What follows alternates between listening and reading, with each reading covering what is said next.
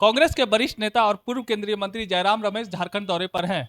उन्होंने प्रदेश कार्यालय में एक प्रेस कॉन्फ्रेंस का आयोजन किया, जिसमें उन्होंने चौथी चरण के चुनाव को लेकर अपनी प्रतिक्रिया दी। उन्होंने कहा कि 19 तारीख के बाद से ही बीजेपी के नेता हताशा में चले गए हैं। 4 चरणों के हुए चुनाव में कांग्रेस पार्टी बहुत अच्छा कर रही है। मौके पर क्या कुछ उन्होंने कहा, आइए आपको सुनाते हैं। कि प्रधानमंत्री घबराए हुए हैं, उनकी भाषा में परेशानी दिखाई दे रही है और पहले से वो एक झूठ की महामारी उन्होंने फैलाया है। रोज कुछ ना कुछ नया झूठ जनता के सामने बोलते हैं और आज भी कहा है, कल कहा है, आज सभी अखबारों में छपा है कि मैंने कभी हिंदू मुस्लिम की बात नहीं की है, मैंने कभी ध्रुवीकरण की राजनीति नहीं की है। इससे और बड़ा झूठ हो ही नहीं सकता, क्योंकि 19 तारीख से जिस तरीके से कांग्रेस घोषणा पत्र पर आरोप लगाया कि ये मुस्लिम लीग का घोषणा पत्र, बाद में मंगलसूत्र की उन्होंने बात की, बाद में उन्होंने धन वितरण की बात की, जो हमारे न्याय पत्र में शामिल ही नहीं, और हमेशा ये बोलते रहे इस भाषा में ताकि ध्रुवीकरण को प्रोत्साहन मिले, ध्रुवीकरण को ऑक्सीजन मिले। और आज कह रहे हैं कि मैं इस राजनीति में विश्वास नहीं रखता। ऐसे प्रधानमंत्री पर कोई भी विश्वास नहीं रख सकता।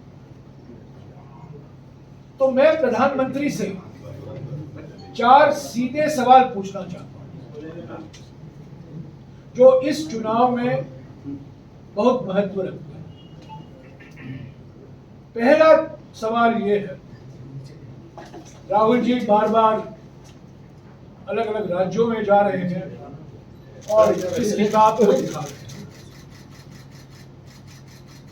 ये किताब भारत का संविधान ये दिखा रहे हैं, the constitution of India, Bharat का संविधान। और हमारी लड़ाई इस चुनाव में इसको सुरक्षित रखने के लिए 400 पार का असली माने यह है कि हमें अधिकार दो।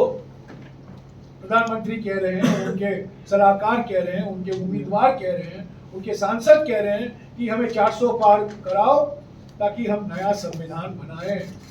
बाबा साहब अम्बेडकर के संविधान को हम हटाकर नया संविधान लाएं। मेरा सवाल प्रधानमंत्री से यह है कि जब ये संविधान अपनाया गया,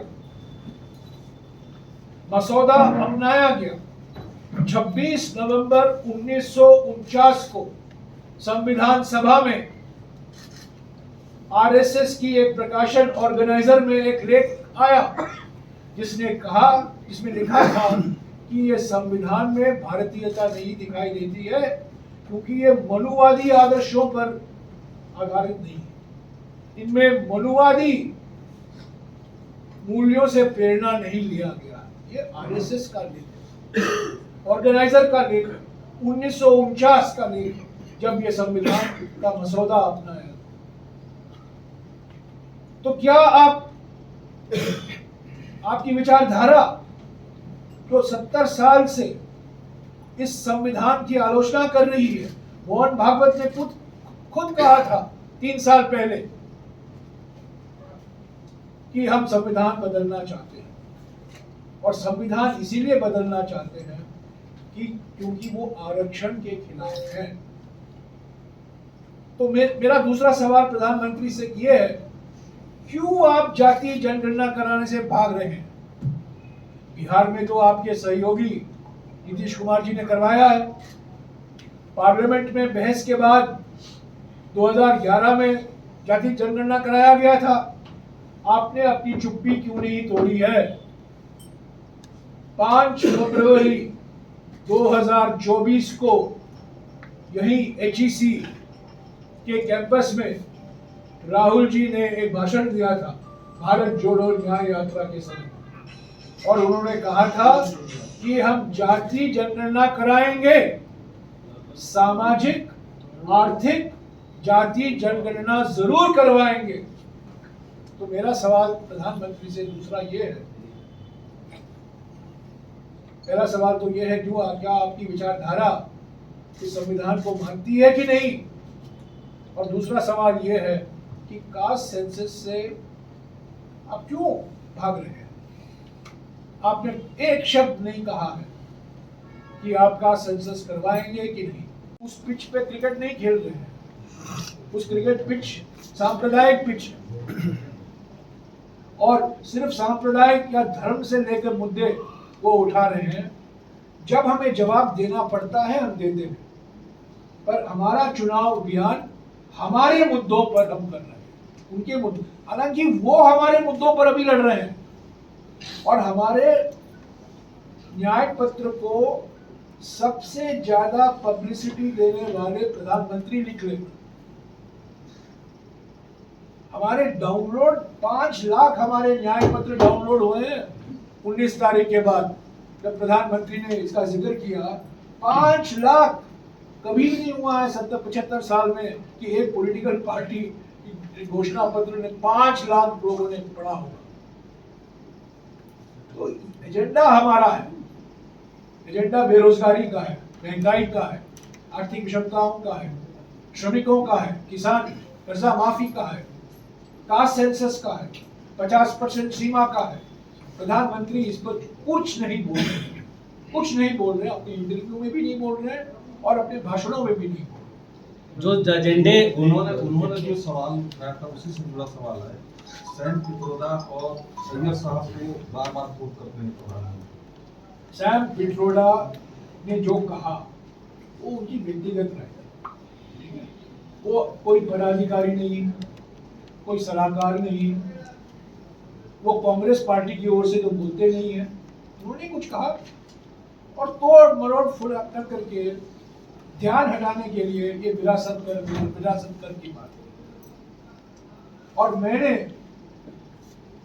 उसी वक्त मैंने कहा था कि एस्टेट ड्यूटी हटाने वाले प्रधानमंत्री राजीव गांधी थे।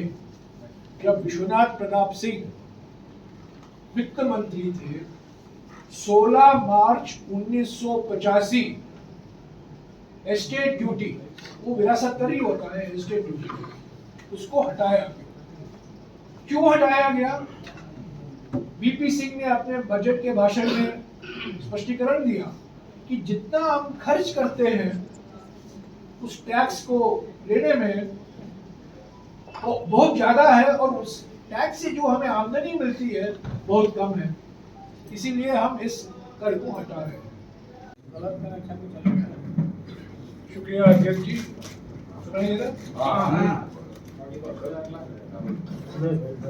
पहले तो मैं आप सबको धन्यवाद देता हूँ कि आप लोग यहाँ आए हैं। चुनाव के 4 चरण खत्म हो चुके हैं। 379 सीटों में चुनाव हो चुका है।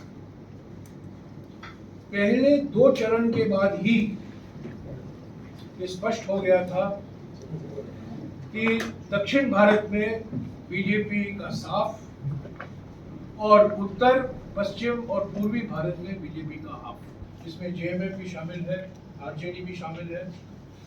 इंडिया गठबंधन की पार्टियों को स्पष्ट और निर्णायक जनादेश अभी मिलना तय हो। अभी 3 चरण और बाकी है। इससे अंतिम नतीजे पर कोई असर पड़ने वाला नहीं है, क्योंकि 2 चरण के बाद ही ये बिल्कुल स्पष्ट हो गया था कि आज के प्रधानमंत्री, वर्तमान प्रधानमंत्री, आउटगोइंग प्रधानमंत्री, 19 तारीख के बाद उनकी भाषा में बदलाव आया।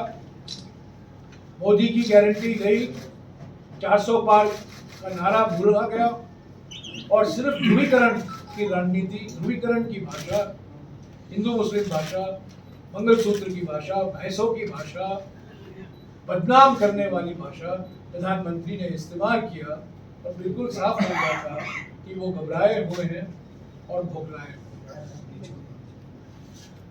हमारा विश्वास कहाँ से आता है? हमारा विश्वास हमारे 5 न्याय और 25 गारंटी के कार्यक्रम से आता है।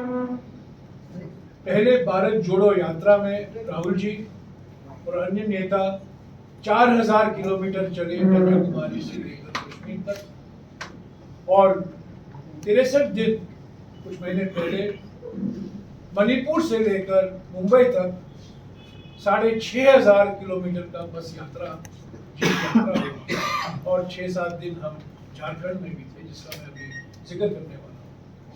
और इन 2 यात्राओं से ये नतीजा निकला, राहुल जी और हमारे अध्यक्ष जी और अन्य नेता कार्यकर्ता सभी लोगों ने जनता की बात सुनी, अपनी मन की बात नहीं कही, पर जनता की बात सुनी, जनता की चिंता सुनी, और ये 5 न्याय, नारी न्याय, युवा न्याय, किसान न्याय, श्रमिक न्याय और हिस्सेदारी न्याय, इन 5 न्याय को लेकर प्रत्येक न्याय में हमने 5 गारंटियां दी, और ये गारंटी कार्ड हम घर घर गारंटी कार्ड वितरण प्रोग्राम हमने किया है।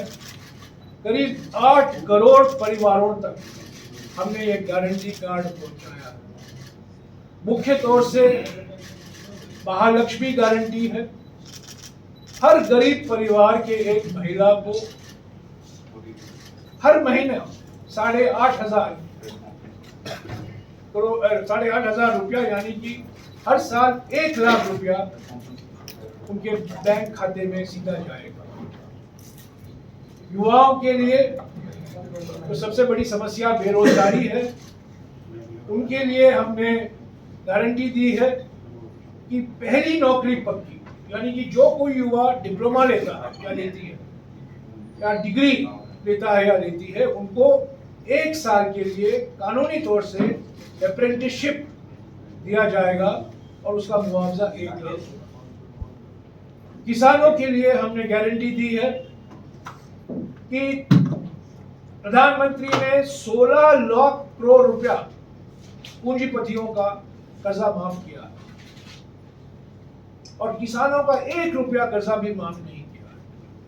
2008 में मनमोहन सिंह जी जब प्रधानमंत्री थे, 72,000 करोड़ रुपया कर्जा माफ हमने किया था, और अभी हम गारंटी दे रहे हैं, ये वादा कर रहे हैं कि जिस तरीके से आउटगोइंग प्रधानमंत्री ने पूंजीपतियों का 16 लाख करोड़ रुपया कर्जा माफ किया है, ऐसे ही कांग्रेस और इंडिया पार्टियां किसानों का कर्जा माफ